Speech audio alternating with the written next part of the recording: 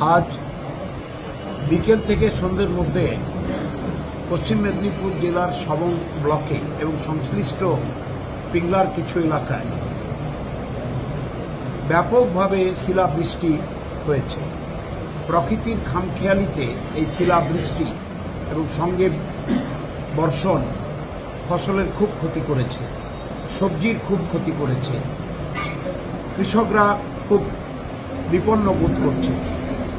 কিন্তু আমরা জানি আমাদের রাজ্যের মুখ্যমন্ত্রী মমতা বন্দ্যোপাধ্যায় তিনি কৃষক দরদি, তিনি কৃষকদের কোনো ক্ষতি হতে দেবেন না।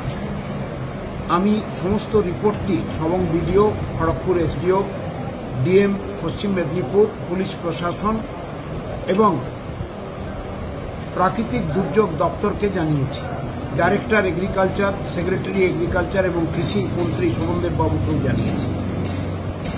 আমি আশা করব আমাদের প্রশাসন চটজলদি মুখ্যমন্ত্রীর প্রদর্শিত পথে রিপোর্ট সংগ্রহ করবেন এবং কৃষকদের পাশে দাঁড়ানোর যে আমাদের পদক্ষেপগুলি রয়েছে মুখ্যমন্ত্রীর দেখানো পথ, সেই অনুযায়ী আমাদের কৃষকদের পাশে দাঁড়াবেন।